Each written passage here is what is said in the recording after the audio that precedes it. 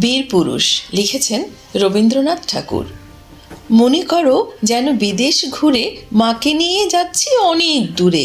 তুমি যাচ্ছ পালকিতে মা চড়ে, দরজা দুটো একটুকু ফাঁক করে। আমি যাচ্ছি রাঙা ঘোড়ার পরে, টকবগিয়ে তোমার পাশে পাশে। রাস্তা থেকে ঘোড়ার খুঁড়ে খুঁড়ে রাঙা ধুলোয় মেঘ উড়িয়ে আসে। সন্ধে হলো, সূর্য নামে পাটে, এলেম যেন জোড়া দিঘির মাঠে। ধুধু করে যেদিক পানে চাই, কোনোখানে জনমানব নাই।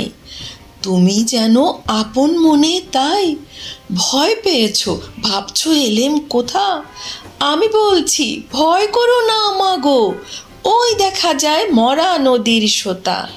আমরা কোথায় যাচ্ছি কে তা জানে, অন্ধকারে দেখা যায় না ভালো। তুমি যেন বললে আমায় ডেকে, দিঘির ধারে ওই যে কিসের আলো। এমন সময় হারে রে রে রে রে, ওই যে কারা আসতেছে ডাক ছেড়ে।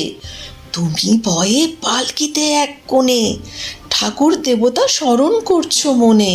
বেয়ারাগুলো পাশের কাটা বনে, পালকি ছেড়ে কাঁপছে থর থর। আমি যেন বলছি তোমায় ডেকে, আমি আছি ভয় কেন মা করো। তুমি বললে যাস নে খোকা ওরে, আমি বলি দেখো না চুপ করে।